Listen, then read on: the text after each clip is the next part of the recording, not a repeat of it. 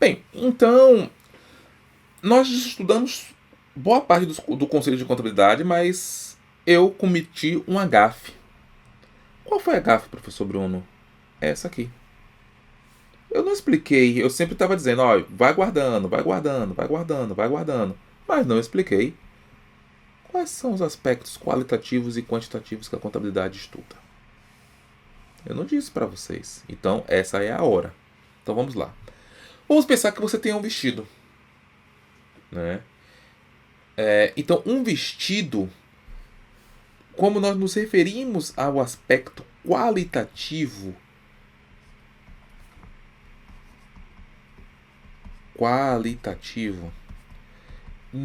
em contabilidade, nós nos referimos a os elementos que integram esse patrimônio. Ou seja, nós nos referimos à qualidade dos elementos que integram esse patrimônio. Por exemplo, eu tenho um celular, tenho uma caneta, tenho uma mesa digitalizadora, tenho uma caneta. Então, tudo isso são bens, né? São meus. Ah, Bruno, mas aspecto qualitativo só se refere a bens? Não. Também refere-se a direitos e obrigações. Então, refere-se a todos os elementos que integram o seu patrimônio. Então, quando nós nos referimos em contabilidade em aspecto quantitativo, ou qualitativo, perdão, eu estou me referindo aos elementos que integram esse patrimônio. Quando nós nos referimos ao aspecto quantitativo, quantitativo é o valor monetário desses elementos que integram o patrimônio. Por exemplo, esse celular, digamos, deve estar valendo uns R$ 800.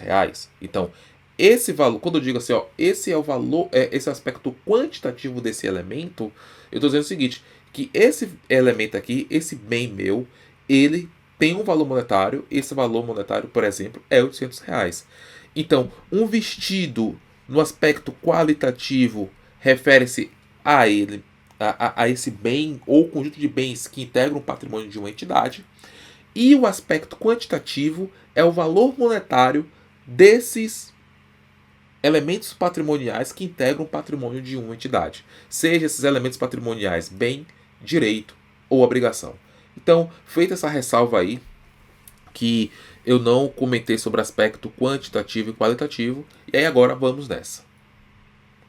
Vamos agora falar um pouquinho sobre dado versus informação. Qual a diferença entre um e outro? Isso aí você estuda principalmente em cursos da área de TI, enfim, né? Mas para a gente vai ser muito importante esse conceito. Vamos imaginar que você viaje para Nova York. Né? Chegando lá, você se depara com aquelas roupas de grife, né? Tudo barato que se compara daqui com o Brasil. E aí você vai lá e compra tudo isso aí, né? Então observe que você tem um emaranhado de notas fiscais. Você vai comprando, vai comprando, vai comprando, vai comprando, vai comprando, vai comprando, vai comprando. E você tem um emaranhado de notas que não te diz nada sobre nada. Só diz que você comprou, mas comprou onde, quando, né? O valor, se foi parcelado. Ou seja, não tem essas informações mais estruturadas. Tudo isso nós chamamos de dado. Então, dado é o que? É um aspecto da realidade que não está devidamente organizado e que não está devidamente sistematizado. Quando eu pego esse dado e apresento essas compras num cartão de crédito, observe que o cartão de crédito, ele segue, a fatura do cartão de crédito, ele segue uma certa lógica. Ele diz aqui onde você comprou, a data, né, o valor total, se for o caso, a quantidade de parcelas, enfim. Então, tudo isso nós chamamos de informação.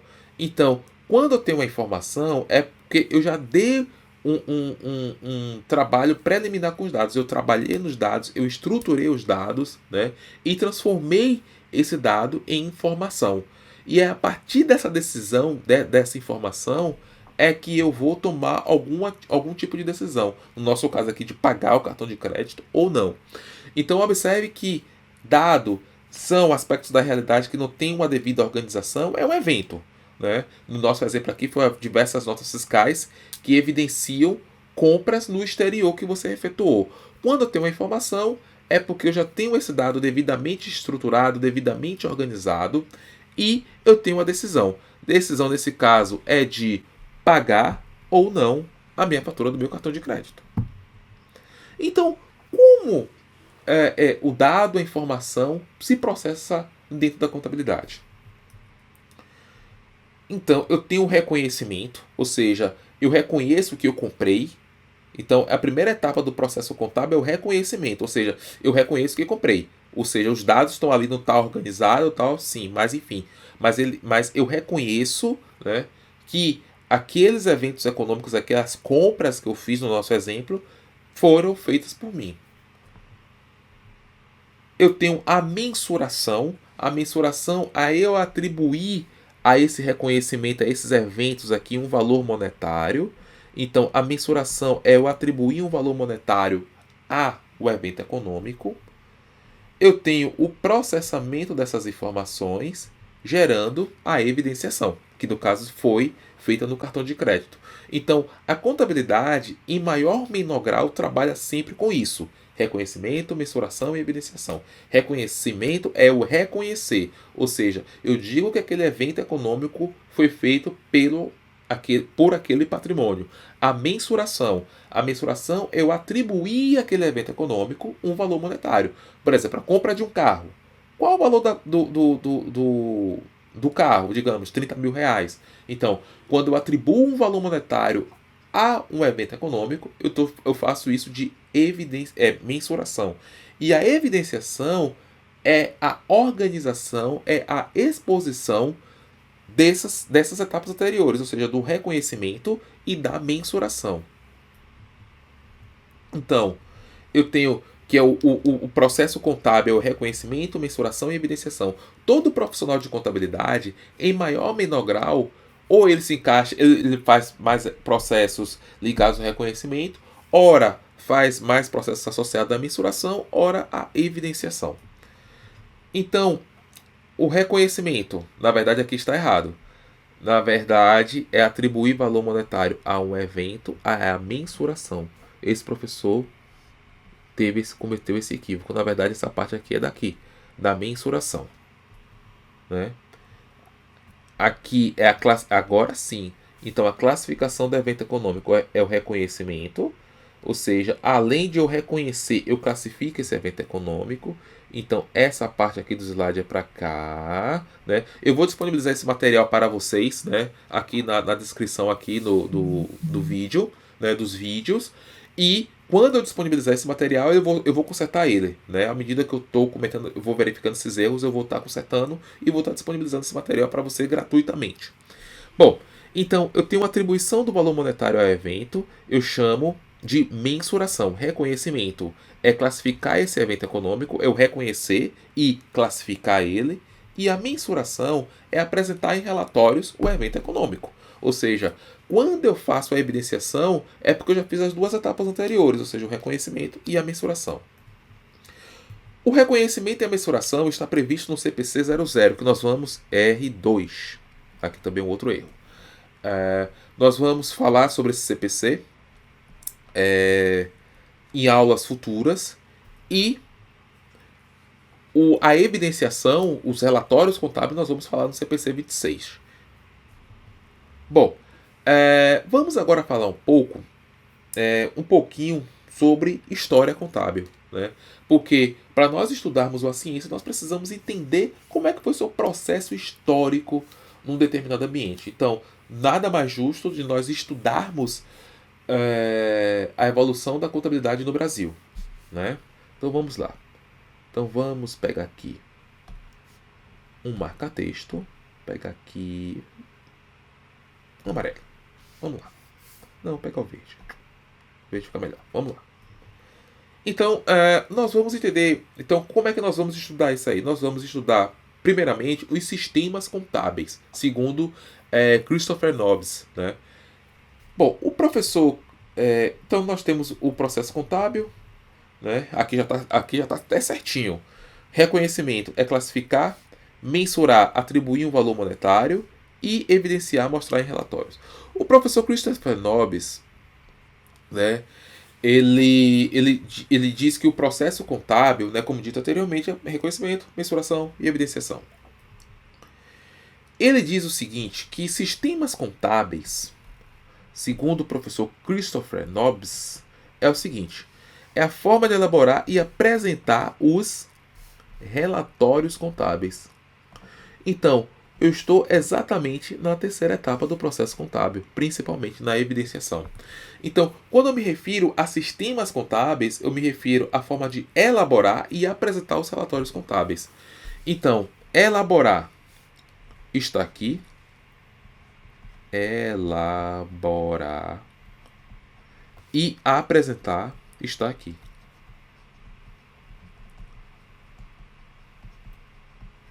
Então, observe que a classificação, o conceito de Christopher Nobbs, né, do professor Christopher Nobbs, que é um professor australiano, ele diz encaixa-se perfeitamente no processo contábil de reconhecimento, mensuração e evidenciação. Né? Então, a depender, né, da forma que os países, né, formam seus sistemas contábeis, ou seja, a forma de elaborar e classificar, de apresentar os relatórios contábeis, nós temos os sistemas contábeis. E aí, ele diz que basicamente temos dois modelos, né, dois sistemas contábeis, né, ou dois modelos de se fazer contabilidade, que é o modelo anglo-saxônico, que também é conhecido como contabilidade baseada em princípios. Deixa eu pegar aqui uma caneta vermelha. Contabilidade baseada em princípios, ou a CBS, ou o modelo europeu continental, né, que é a contabilidade baseada em regras. Então, basicamente, nós temos dois sistemas contábeis, ou dois modelos de se fazer contabilidade. O modelo de contabilidade baseado em princípios e o conceito de contabilidade baseado em regras. Quais são as principais características do modelo contábil baseado em princípios? Existência de uma forte profissão contábil e atuante, ou seja, a profissão contábil é extremamente forte e extremamente atuante no que diz respeito à elaboração e sistematização das suas práticas. Sólido mercado de capitais com forte captação de recursos. Observe que em países que têm uma forte captação de recursos através do mercado acionário, existe a contabilidade mais tendente a ser uma contabilidade baseada em princípios. Você tem pouca interferência governamental na definição das práticas contábeis. Você tem demonstrações financeiras que buscam atender, em primeiro lugar, os investidores. Por quê? Porque é eles que financiam a atividade econômica. Né? Não são bancos, não são instituições financeiras. Observe que em países que há uma predominância da contabilidade baseada em princípios, a contabilidade é voltada principalmente ou majoritariamente para investidores. E uma característica fundamental é a prevalência da essência econômica sobre os aspectos formais quando da avaliação de eventos econômicos. Ou seja, quando eu vou avaliar um evento econômico, eu busco, na verdade, a sua essência econômica e não o aspecto formal que está previsto nas normas, nos regulamentos, enfim. Então, essas são as principais características da contabilidade baseada em princípios. Por outro lado, a contabilidade baseada em regras é a seguinte: você tem uma profissão contábil fraca e pouco atuante, ao contrário da contabilidade baseada em princípio. Você tem uma forte interferência governamental no estabelecimento de padrões contábeis, principalmente nos aspectos de ordem tributária. Isso exatamente ocorre aqui no Brasil, né, porque o Brasil ele tem uma forte interferência governamental no que diz respeito à elaboração das práticas contábeis. Você tem as demonstrações financeiras buscam atender primeiramente aos credores e ao governo, ao invés de investidores.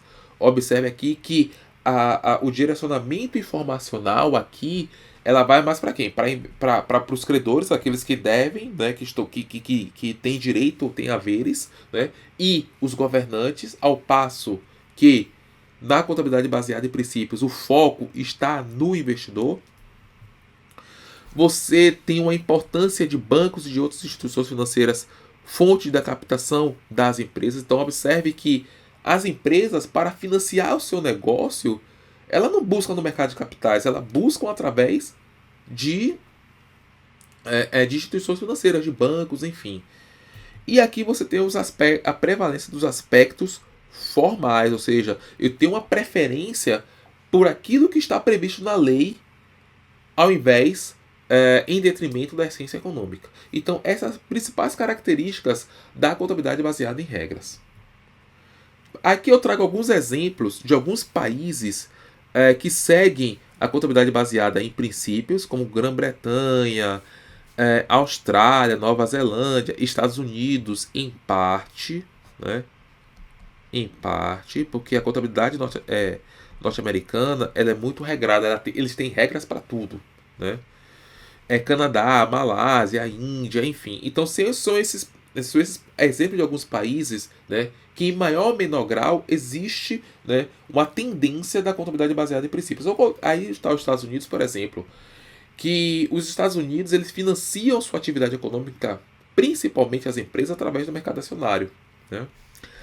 E a contabilidade baseada em regras, nós temos os principais países: a França, Alemanha, Itália, Japão, Bélgica, Espanha, né, país comunista, e o Brasil. Até porque o Brasil foi colonizado por Portugal. E Portugal tem uma característica muito forte de ter sua contabilidade baseada em regras. Bom, agora, uma vez vista, perdão, os sistemas contábeis, ou seja, a forma de elaborar e apresentar os relatórios contábeis, agora nós vamos falar sobre o processo de harmonização, padronização e uniformização contábil. Vamos lá. Qual a diferença entre harmonização contábil e padronização contábil? A harmonização contábil é o processo que busca preservar as particularidades de cada país, quando da utilização de um modelo contábil único. Permite reconciliar os sistemas contábeis com outros países. Isso é feito através da convergência contábil. Então, o processo de convergência contábil, né, é o mecanismo utilizado para eu promover a harmonização contábil. Ou seja, eu utilizo um outro padrão contábil de um outro país, eu utilizo um outro sistema contábil de outro país, contudo, eu tenho que levar em consideração as peculiaridades do meu país, por exemplo. Então, isso é harmonização contábil. Por outro lado, a padronização contábil é o processo que preserva, não preserva as particularidades de cada país.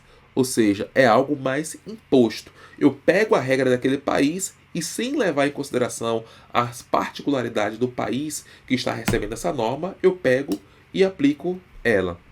Quando a utilização de um modelo contábil único permite reconciliar, né? Na verdade, aqui permite reconciliar, e isso é feito pela uniformização contábil. Então, a uniformização contábil é o mecanismo, é o meio, é o instrumento para que eu faça a padronização contábil.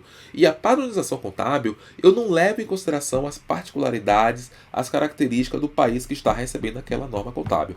Já na harmonização, não. Na harmonização, eu levo em consideração isso. Eu levo em consideração as características do país que está recebendo aquela norma contábil. E a harmonização é feita por meio da convergência contábil. Bom, aqui eu tenho uma norma contábil, que é o IAS 16, né, que trata de ativo imobilizado. Diz o seguinte, que o critério de reconhecimento inicial do ativo imobilizado pode ser o custo ou método de reavaliação. Nós vamos ver isso mais lá na frente, gente. E quando o Brasil adotou as normas internacionais de contabilidade, observe que o Brasil adotou tão somente o custo. O que é que ele fez aqui? Ele fez um processo de harmonização. Observe que a norma balizadora, a norma parâmetro que foi utilizada, ela permite dois critérios de reconhecimento. Mas aqui o Brasil, pelas suas características, pelas suas peculiaridades, preferiu-se adotar um único modelo, né, um único método de reconhecimento, que foi o custo. Bom, então, agora nós vamos falar um pouquinho sobre os principais atores no processo de harmonização contábil no mundo. Aí eu tenho o IASB, né, que foi criado em 1º de abril de 2001, na estruturação do IASC, que é o Conselho Internacional, Comitê de Padrões de Contabilidade Internacional, e assumiu a responsabilidade do IASC, né, a partir dessa data. Né? A criação do IASB tem por objetivo melhorar os anteriores pronunciamentos contábeis internacionais, que são as IAS, né, emitido pelo IASC, e busca a convergência das normas nacionais. Então, o IASB, ele é o grande responsável pela emissão, né, das normas contábeis internacionais no mundo, né? Ou seja, o IASB hoje ele na verdade ele elabora as IFRS. Nós vamos ver isso mais lá na frente, né? Os IFRS são as normas internacionais de contabilidade, né? E ele deu lugar ao IASC, que era o antigo organismo internacional que elaborava as normas internacionais de contabilidade, né? E aí o IASB, né, eu tenho, dentro do IASB, eu tenho o IFRS, o Instituto IFRS. Esse Instituto IFRS é que é o grande responsável pela elaboração das normas internacionais de contabilidade, né? Eu tenho o FASB, né, que o FASB é uma organização norte-americana, né, sem fins lucrativos, criada em 1973 para padronizar os procedimentos de contabilidade financeira das empresas cotadas na Bolsa e não governamentais. Então, observem que o FASB, ele, por muito tempo, em maior ou menor grau, influenciou e muito a contabilidade brasileira. É um organismo norte-americano que é responsável pela edição das normas internacionais nos Estados Unidos.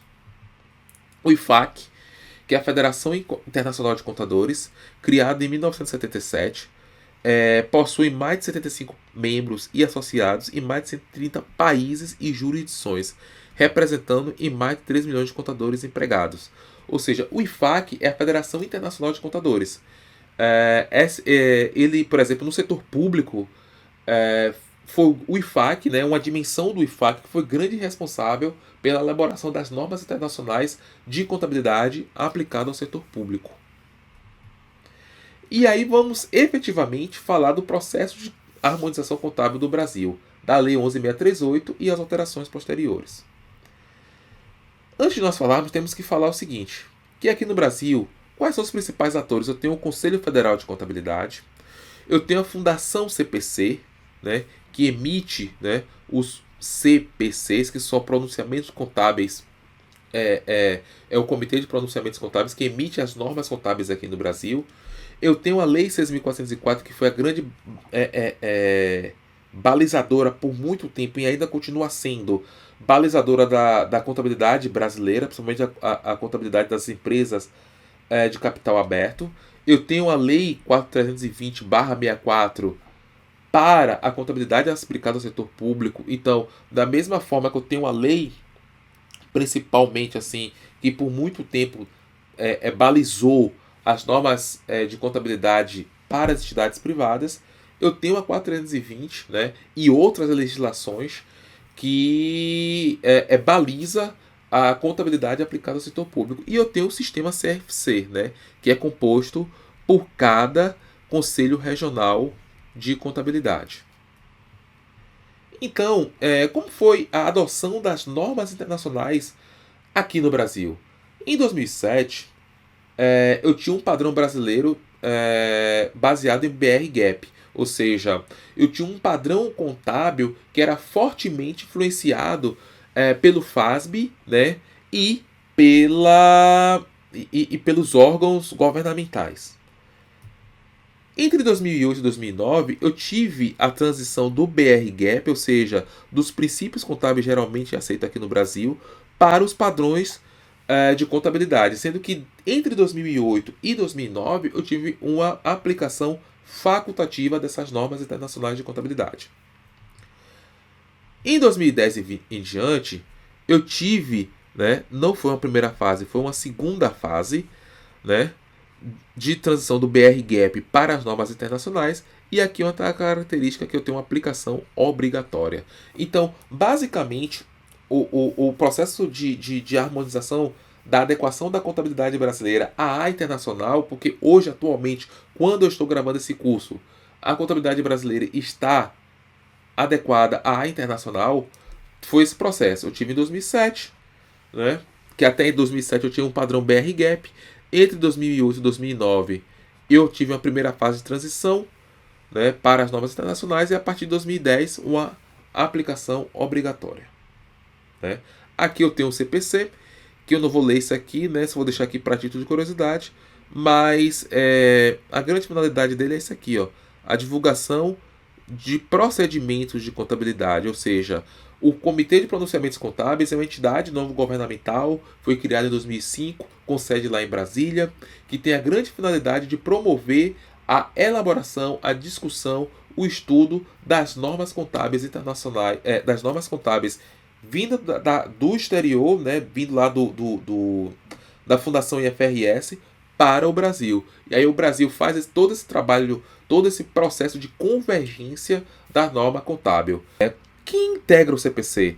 Temos a Associação Brasileira de Companhias Abertas, a Abrasca, a Associação dos Analistas e Profissionais de Investimento e Mercado de Capitais, a B3, né, que é a Bolsa de Valores aqui, a principal Bolsa de Valores, né, do país, né, o Conselho Federal de Contabilidade, o IBRACON, que é o Instituto dos Auditores Independentes do Brasil, a FIPECAF, que representa a academia, né, os estudiosos, né, os professores, e entidades representativas de investidores do mercado de capitais. Então, todos esses agentes aí, todas essas entidades que integram o CPC, né? No caso da área pública, a convergência, né, a adequação da norma da prática contábil no que diz respeito à contabilidade pública à internacional foi tocada pela Secretaria do Tesouro Nacional, né? Que ela é dita em harmonia com as emendas do Conselho Federal de Contabilidade, de forma convergente aos padrões internacionais, normas, manuais, instruções de procedimentos contábeis para aplicação pelas entidades do setor público federal e demais entes também, né? Então, aqui no Brasil, né, no caso assim, a contabilidade privada coube ao CPC, né, e aqueles agentes. No setor público, coube à Secretaria do Tesouro Nacional, né, tocar esse projeto aí de harmonização da prática contábil à internacional. Bem, então nós concluímos aqui, né, essa primeira parte da nossa aula, né? Vamos fazer um pequeno resumo. O objeto de estudo da contabilidade é o patrimônio. O objetivo da contabilidade: controlar o patrimônio sobre aspectos qualitativo e quantitativo. Qualitativo, eu me refiro aos elementos que integram o patrimônio, e o quantitativo é o valor monetário que cada elemento que integra o patrimônio. Eu tenho um objetivo final, também conhecido como finalidade, que é fornecer informações sobre esse patrimônio aos mais variados usuários da informação contábil. Eu tenho as técnicas contábeis, né, que é a auditoria, demonstrações contábeis, análise das demonstrações contábeis e escrituração, e o ambiente no qual a entidade opera, as aziendas. Então, terminamos essa primeira bateria de aulas, né, com um total de 3 aulas, e no próximo segmento, né, vou dar continuidade à gravação desse curso Contabilidade Superior. Muito obrigado.